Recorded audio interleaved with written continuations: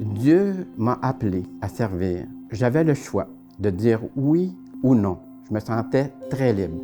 Ça a été un oui dans mon cœur instantané pour moi.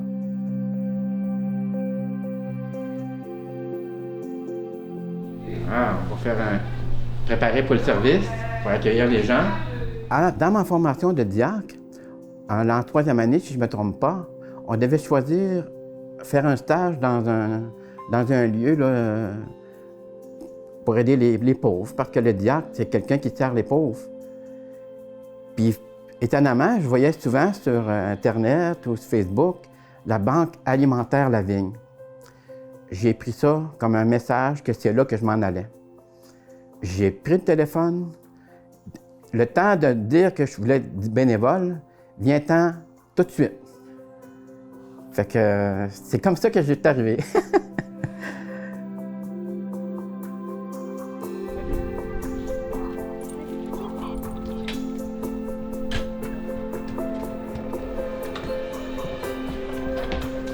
Les gens veulent toujours du pain tranché, mais on n'en a pas souvent. Si on pouvait les multiplier, les pains, on en donnerait à tous les coups.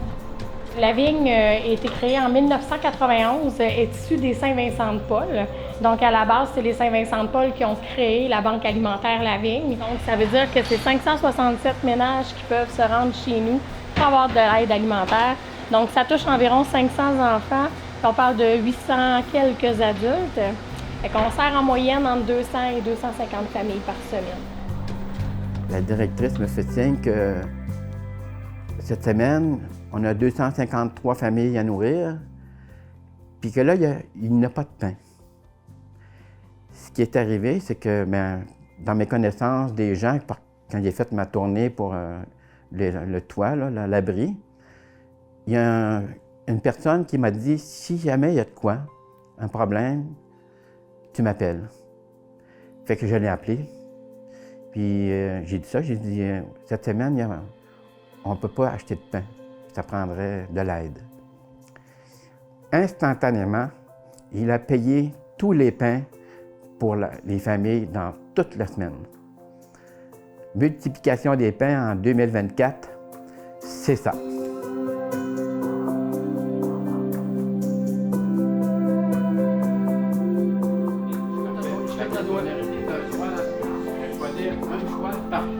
Donc, à ce moment-là, Silvio nous avait approchés. C'était avec grand plaisir qu'on avait accepté d'instaurer le poste de la porte avec M. Silvio, parce qu'à l'époque, on n'avait personne à la porte. C'est comme ça qu'on a pu commencer à faire cet accueil-là. Puis Silvio, bien, c'est sûr que le lundi, quand il arrive, là, j'ai beaucoup de gens qui disent hey, « Est-ce que Silvio va être là lundi prochain? » Parce qu'il alterne une semaine sur deux, il faut savoir. Fait que souvent, les gens me demandent si Silvio va être là parce que Silvio prend toujours le temps d'aller dehors, parler avec les gens. Je pense que les gens se sentent rassurés, peuvent avoir un contact aussi avec leur foi. Tu sais, à quelque part, c'est plaisant que ces gens-là aient cette belle porte-là ici. Moi, je trouve ça intéressant, puis je pense que ça peut apporter une certaine paix aussi à ces personnes-là. Fait que je pense que c'est un peu ça, Silvio apporte la paix, puis tellement de belles initiatives là, de sa part pour toujours aller dans une amélioration continue. Et puis on l'aime beaucoup, notre Silvio. Cette écoute-là, c'est le bonheur pour eux. Souvent, on est leur famille. Il y en a beaucoup qui sont seuls. Il y a beaucoup de déficiences intellectuelles, de handicap. Fait qu'une écoute attentive change toute la chose. À un moment donné, il y en a un qui m'accroche, puis il ne savait rien de ma personne. Il ne savait pas que j'étais en formation de diacre, puis il n'y avait rien d'écrit, là.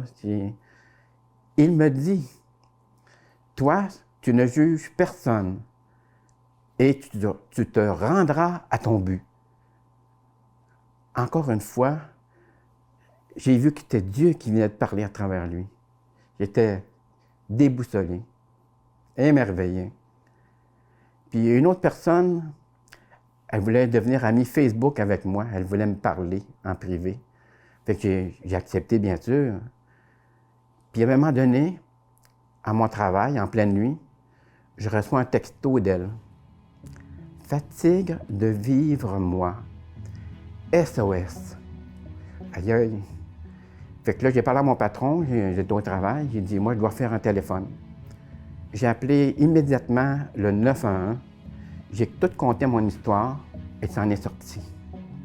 J'étais là, j'ai agi au bon moment, puis elle avait une confiance en moi et était contente de continuer ce qu'elle fait, puis de traverser des épreuves avec Dieu.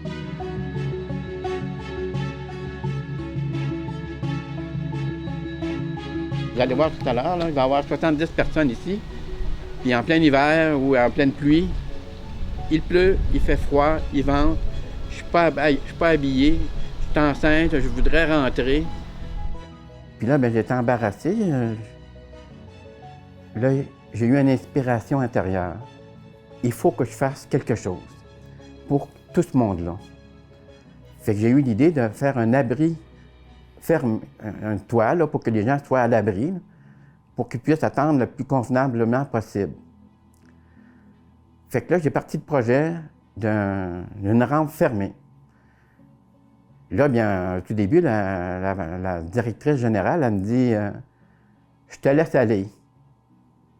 Fait que là, j'ai commencé à me promener partout dans les entreprises à Tête-Fermeraide et la région. Je me suis présenté comme diacre permanent au service des pauvres. C'est mon ministère. Puis j'adore le faire.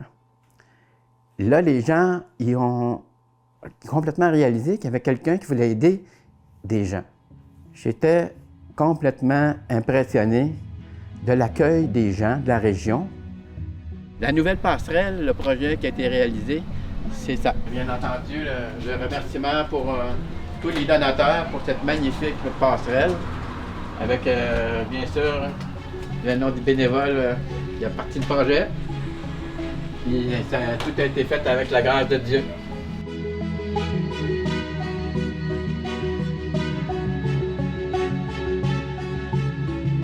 Ce bonheur-là, je le conçois en servant Jésus. Quand j'ai servi quelqu'un, que je l'ai écouté, que je lui ai aidé, j'ai même aidé à faire des transports pour des déménagements. Quand j'ai terminé, que je me retourne chez moi, j'ai le cœur qui me palpite, puis que j'en pleure. Tellement, j'en pleure de joie.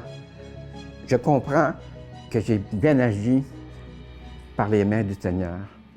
Ça, c'est un bonheur qui me rend complètement fou de joie. C'est ma vie, c'est ce que je souhaite faire, c'est ce qui me rend le plus heureux, d'être avec Jésus.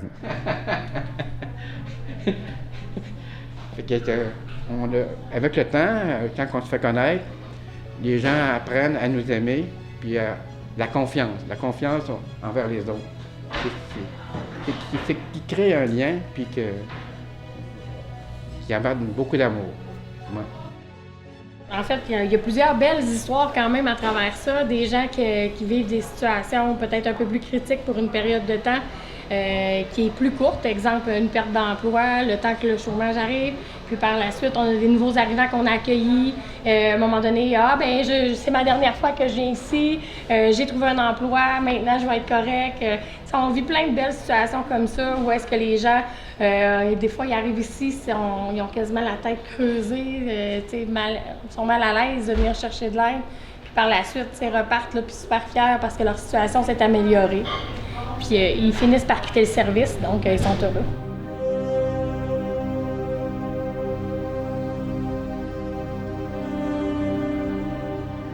Le rôle de ma conjointe a été exceptionnel.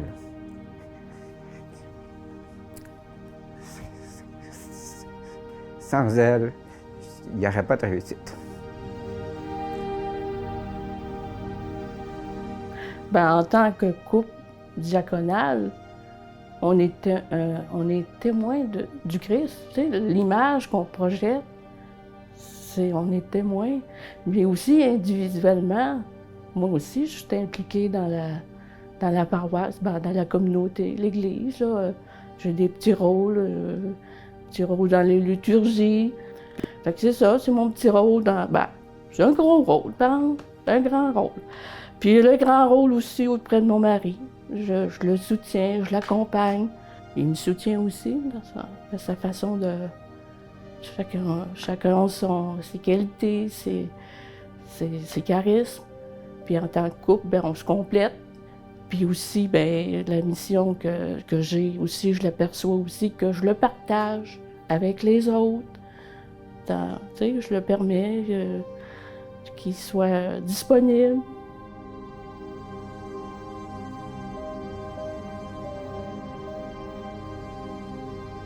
La parole de Dieu nous interpelle. Plusieurs passages qui sont peut-être moins connus ou moins proclamés nous parlent de ce qui est essentiel dans la vie. C'est ce que Silvio nous a rappelé. Et je vous cite le livre de Siracide au chapitre 29, le verset 21. L'indispensable pour vivre, c'est l'eau, le pain, le vêtement et une maison pour s'abriter. Et c'est ce qui est absolument fondamental et ce que les chrétiens devraient s'occuper, c'est de voir ce que tous est l'eau, le pain, le vêtement et une maison pour s'abriter. Dans le livre des Lamentations, de manière très dramatique, on va parler de ce manque de pain, ce que notre ami Silvio et ce que les gens de la vigne nous ont aussi expliqué. Malheureusement, ces situations sont encore d'actualité. Ces cris pour le pain sont encore d'actualité. L'Évangile nous invite à partager ce pain.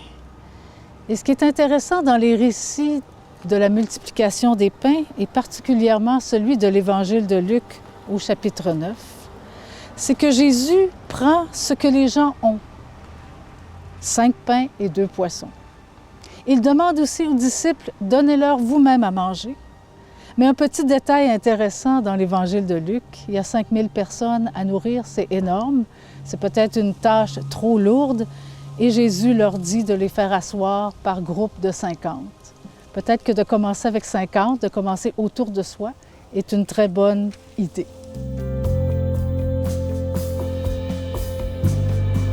S'il arrive des gens, là, des femmes avec leurs enfants, ils ne peuvent pas les faire garder pendant qu'ils viennent ici, là, fait qu'ils les apportent. Des fois, il y a 3 enfants avec la mère, le carrosse, puis tout rentre, puis le chariot. Puis là, bien, on les offre à volonté à ces gens-là. Tout ce qu'il y a, les céréales Pablum, puis des médicaments, puis des couches pour leurs enfants. On peut dire que la solidarité est un bel exemple à donner pour que ça se développe. Ici, là, ben, c'est comme moi, là, mon but, c'est de semer des grains, puis de voir grandir la récolte. Puis je dirais que c'est Dieu qui récolte tout ça.